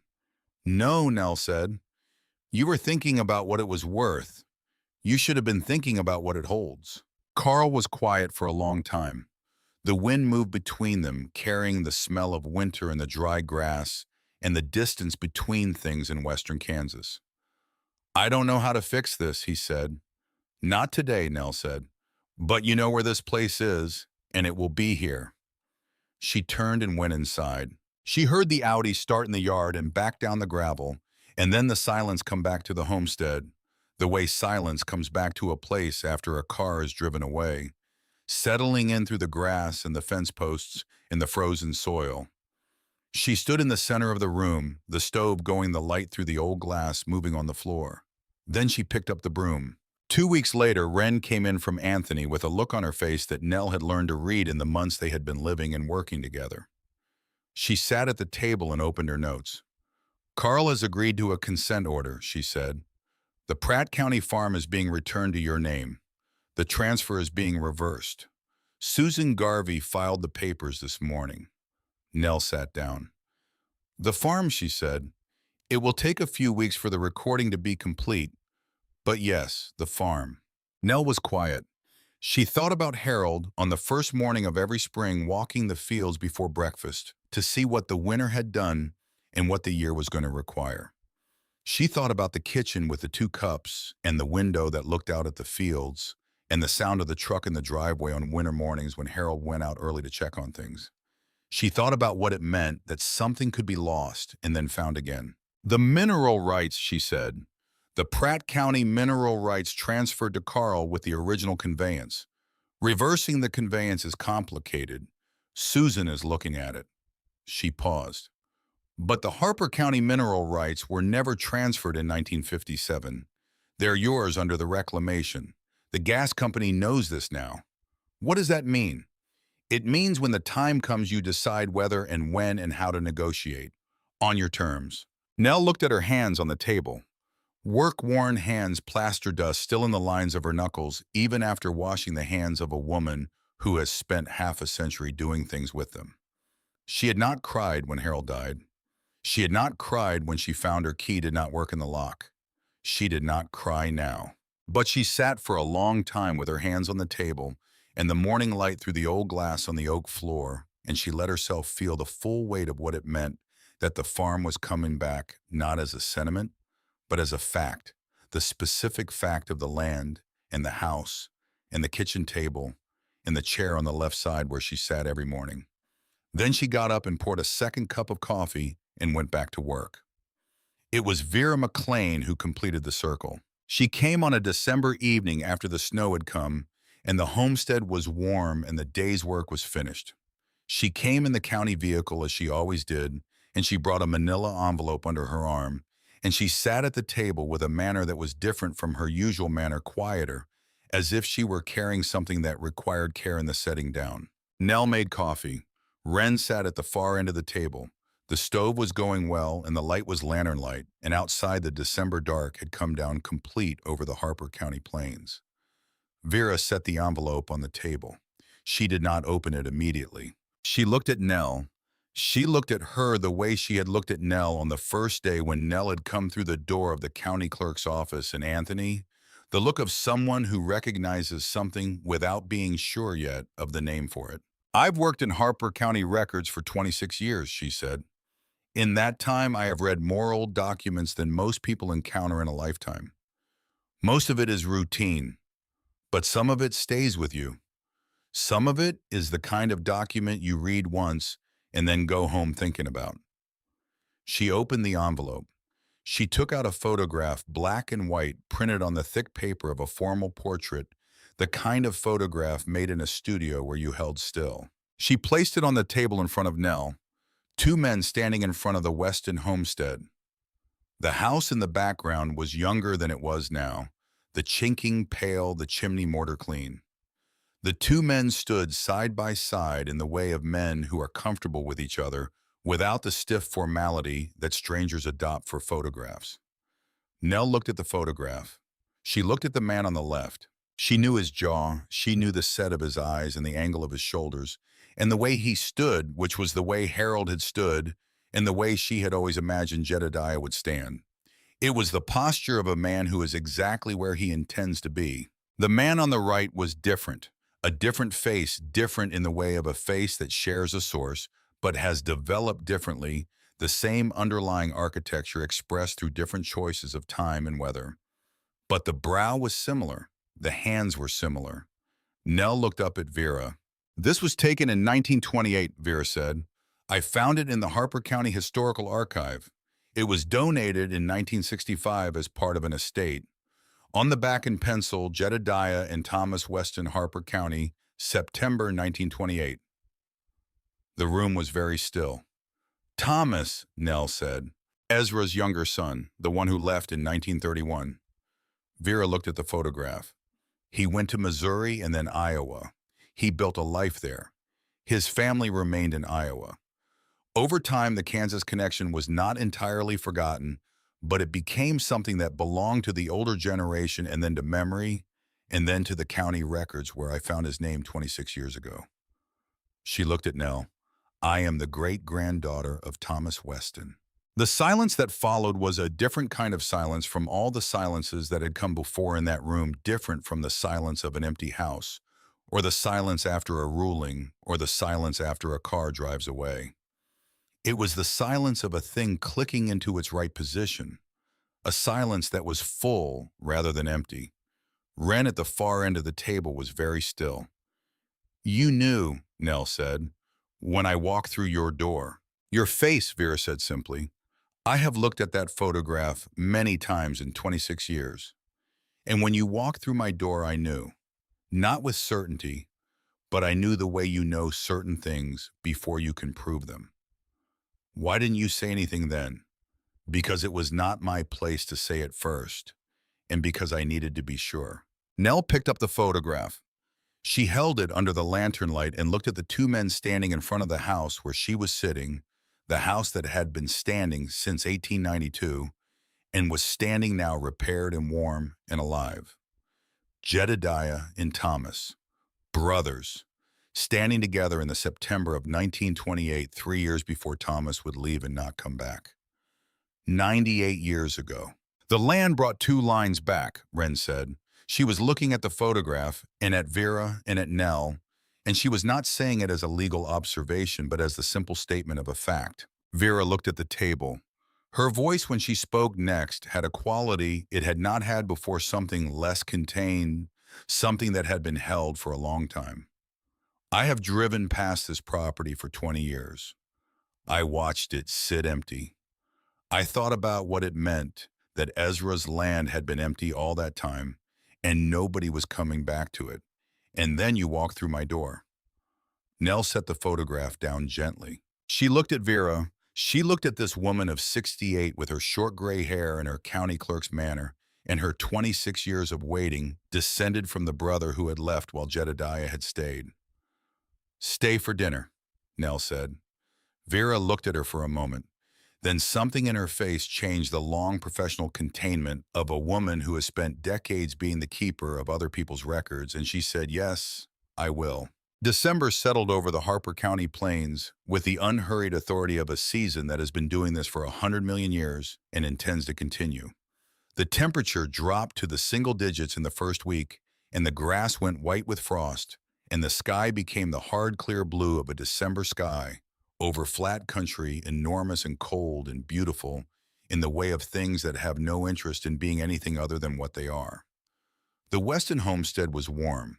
Dale Fincher had completed the roof good tin properly, sealed the new sections matching the old ones better than expected because Dale had sourced tin from a Dodge City salvage yard, and the metal had weathered to a similar color within weeks of installation. The chimney mortar had been repointed throughout. The north wall's damaged lower courses had been replaced with new cottonwood from a mill in Meade. The walls had been replastered in the sections that needed it, and the original plaster preserved where it was sound. The floor had been sanded and sealed, 3 coats of oil, finished, dried with windows open for 5 days, the grain of the old oak coming up into the light as pale gold, with a depth that suggested the wood had been waiting to show itself. The plumbing was temporary and the electrical was a generator supply until permanent connections could be planned, but the house was weather-tight and warm, and it was a house, not the shell it had been 2 months ago. A house. Susan Garvey called on the last day of November. Carl had signed the consent order. The Pratt County farm was being returned to Nell Weston. Nell received the news at the table in the Weston homestead, with a cup of coffee and Wren beside her, in the morning light doing what it did through the old wavy glass of the windows Ezra had set in 1892. She sat with her hands flat on the table, and she thought about Harold. She thought about the farm and the mornings there and the kitchen and the two cups and the fields outside the window.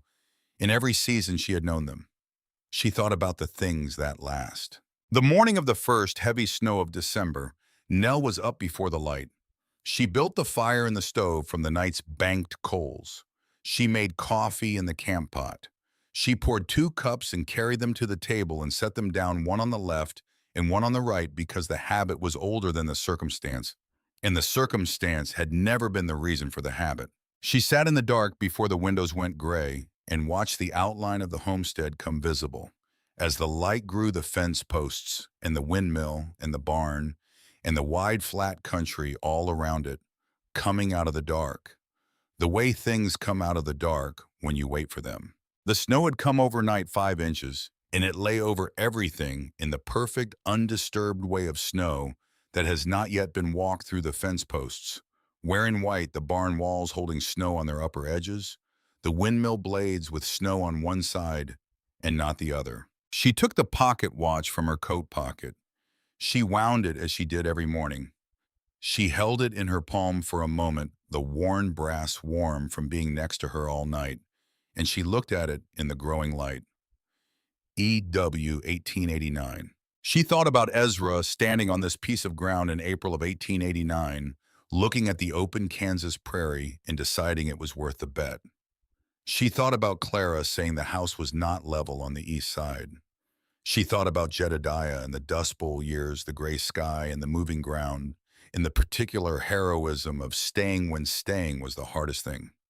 She thought about Harlan coming back from the Pacific with a limp and a quietness, and buying a farm in a different county because the old one was already gone. She thought about Harold. She would think about Harold every morning for the rest of her life, and she had made her peace with that. The 2 cups of coffee was not grief anymore. It was something else, something that did not have a simple name, the continuance of a conversation that had gone on for 50 years and had not ended because one of the people in it had died but had only changed form. She heard Wren moving in the other room, the small sounds of a young woman waking up. Wren appeared in the doorway in wool socks and Harold's old flannel shirt that she had found in Nell's box and taken to wearing because it was warm and because nobody had objected. She saw the 2 cups on the table. She said nothing. She poured herself a cup of coffee and sat down, and they looked at the snow outside together. Jasper Holt arrived at 8 in the cloud of dust that his truck always raised even in snow, because Jasper had never adjusted his driving for weather and did not plan to start.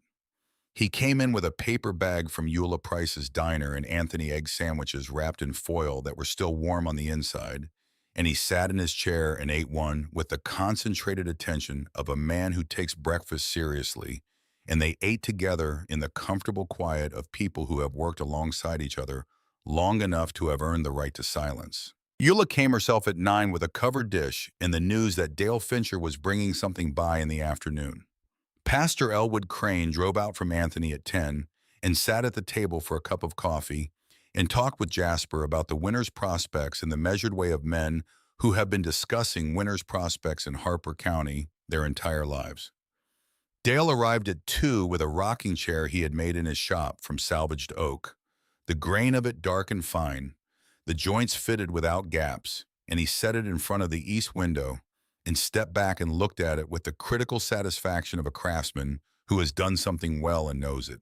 By afternoon, the house held all of them, Nell and Wren and Jasper and Eula, and Pastor Crane and Dale and Vera, who had driven from Anthony and come in carrying a tin of cookies, her mother's recipe, she said, unchanged since before Vera was born. The fire in the stove was going.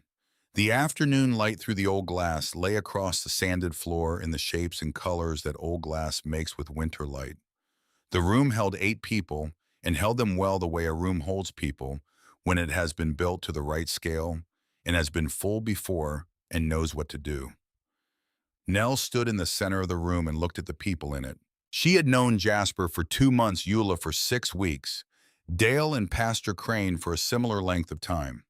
She had known Ren for 23 years, and she had known Vera for 2 months in a way that felt longer than 2 months, because there are some relationships that do not need duration to have depth, relationships that arrive already weighted with the time that came before them.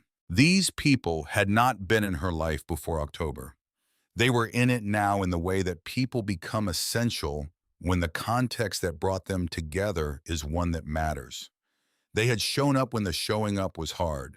They had brought food and tools and their own labor and their presence, and they had not asked anything in return that was not freely offered. Nell went to the mantelpiece above the stone hearth. The shelf was old wood worn smooth by hands over 130 years, the simplest possible horizontal surface, a board of cottonwood as wide as a man's forearm and as long as the hearth is wide. She took the pocket watch from her coat pocket. She set it on the mantel. She turned it so that the back faced out into the room, the engraved letters visible in the afternoon light. EW 1889. She stepped back and looked at it. The watch sat on the mantelpiece of the hearth in the house where Ezra Weston had built a life, in the room he had made from cottonwood and stone and labor on the land he had claimed with $30 and a mule, and the specific stubbornness of someone who has decided that a piece of ground is worth every year of whatever comes after. The light fell across the brass face of the watch and made it warm. Nell looked at it for a moment. Then she went to the front door and stepped out onto the porch. The snow lay over the Harper County plains in all directions, white and unblemished, the fence posts and the windmill and the distant tree line all wearing the same clean, unbroken white. The sky was the hard, clear winter blue that goes on forever at the edges and overhead and presses down on the white land with a light that is neither warm nor cold, but is somehow both at the same time, the light of a December day in the middle of a continent that makes no particular distinction between what is important and what is not. Dale Fincher had found an old iron bell while clearing the barn in November, a farmstead bell on a mounting bracket, the kind that had been used on working farms for 100 years to call workers in from the fields to signal noon to mark the end of one part of the day and the beginning of another. He had mounted it on the porch post at Nell's request, without asking why, because he was the kind of contractor who understood that not everything required an explanation. Nell reached up and took hold of the bell's tongue. She rang it once. The sound went out over the snow-covered plains clear and carrying the kind of sound that travels in cold, dry air over flat ground as far as sound can go, before the world's curve takes it. A bright, clean note, ringing and diminishing slowly until it was absorbed into the silence of the winter morning. The way all sounds are eventually absorbed, but not immediately, not without having gone as far as it could go first. She stood on the porch and listened to the silence that followed. Inside, she could hear them. Eula's laugh, Jasper saying something in his slow, deliberate voice, Wren's response, and then Vera's, and then Dale and Pastor Crane talking about something in the easy way of men who have run out of need to impress each other. The sounds of people in a room that was made for them. The sounds of a house doing what a house is built to do. She thought about Ezra, who had written that a man puts something of himself into the ground he works long enough that it does not leave when he does. She thought about Jedediah, who had believed the land had memory, who had written that he thought the land held what was given to it and gave it back when the time was right. She thought about what it had taken for the land to give this back, a legal defect in a 1957 notice. A granddaughter who knew what county records to search a dollar bill, smoothed flat on a county clerk's counter in Anthony, and a woman 74 years old who had nowhere to go and decided to go forward instead. She had not planned to come here. The plan had been the Pratt County farm and the chickens and the books from the library and the Sunday drives to the church on Elm Street until the Sundays ran out. The plan had been continuance, the carrying forward of the life she and Harold had built until the carrying was done. Plans are the intentions you hold before the world shows you what it actually intends, and what the world had intended for Nell Weston was not continuance. It was return. Return to the ground where the family had started. Return to the house that had been built to last, and had lasted. Return to the name inscribed on the back of a brass watch that was now sitting on the mantelpiece in the room behind her, in the right place for the first time in 137 years. The land holds what is given to it. Ezra had believed that.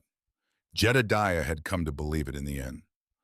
Nell stood on the porch in the December cold and looked out at the white plains and the enormous winter sky, and she found that she believed it too. Not as a sentiment, not as the kind of thing people say when they want comfort, but as a fact she had seen demonstrated. The land had held Ezra's savings through 68 years of county possession and developer interest and changing hands of paper. It had held his letter, his will, his words. It had held Jedediah's testimony about the years he had spent here and what they had cost him and what he had believed anyway. It had held the memory of what the Westons had built here, not in any mystical sense, but in the simple sense that land does not forget what has been done to it, what has been put into it, what has been taken from it, and that the record is there for whoever comes to read it. And it had held for two branches of the same family that had not known each other for 90 years the possibility of return. Wren came out onto the porch. She stood beside Nell and looked at the snow in the sky. They stood together without speaking, which was something they had gotten good at over the weeks of working and living in close quarters in a small space.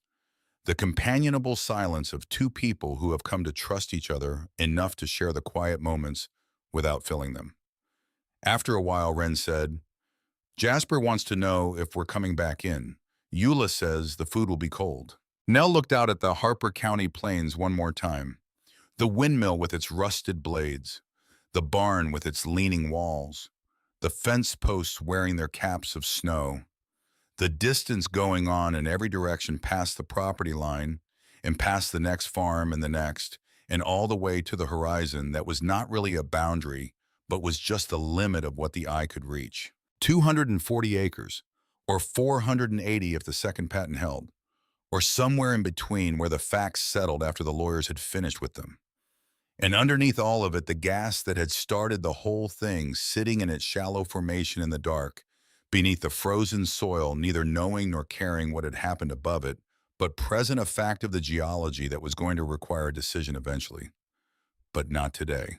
Today there was food inside and a fire in the stove, and 8 people in a room that had been empty for 68 years and was full now, and the pocket watch was on the mantel where it had always been meant to go. Nell turned and went back through the door. The warmth of the room came around her, the fire and the lantern light, and the smell of Eula's cooking, and the sounds of people who had come together from different directions and had found in the common work of bringing a place back from forgetting something that was more than just the work. She hung her coat on the hook by the door. She went to the table. Jasper handed her a plate. Outside over the Weston homestead in Harper County, Kansas, the December sky continued doing what it had always done, vast and clear and full of light that fell on the white ground, in the old house, in the frozen creek, in the 240 acres of flat Kansas land that had been waiting since 1957, and before that since 1889, for the person who would come back and ring the bell. Patient, present, remembering what the deeds forget.